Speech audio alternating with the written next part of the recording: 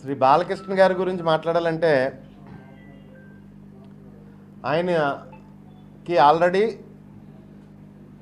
ఒక సర్టిఫికేట్ ఉంది, మానసిక వికలాంగుడు అని చెప్పేసి ఈ రాష్ట్రంలో ఏ ఎమ్మెల్యేకి లేని మెంటల్ సర్టిఫికేట్ బాలకృష్ణ గారికి ఉంది.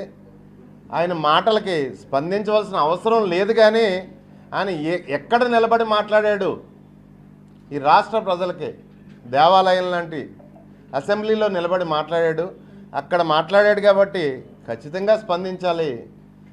బాలకృష్ణ గారికి మాటలైతేనే లేకపోతే వేరొకరు మాటలైతేనే చంద్రబాబు నాయుడు గారి నోటీసులో లేకుండా ఆయన ఏం మాట్లాడలేదు.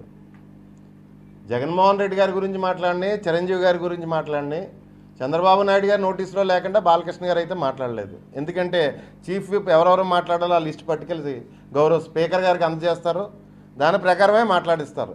ఎప్పుడు అసెంబ్లీకి రాని బాలకృష్ణ గారు ప్రత్యేకంగా హైదరాబాద్ నుంచి వచ్చి మరి సభలో ఆ విధంగా మాట్లాడడం అన్నది ఏదో వాళ్ళకి వాళ్ళ పార్టీలో ఇంటర్నల్గా, వాళ్ళ కూటమిలో ఇంటర్నల్గా ఏ ఇబ్బందులు ఉండొచ్చు నేను భావిస్తున్నాను. ఏదో పంపకాల్లో తేడా కానీ, లేకపోతే పర్యావరణ విషయంలో వసూళ్ళలో తేడా కానీ, లేకపోతే మరి సీజ్ ద షిప్, మరి ఇక్కడ ఈ వసూళ్ళలో తేడాలు ఏమైనా పరుపచ్చులు వచ్చి ఉండొచ్చు.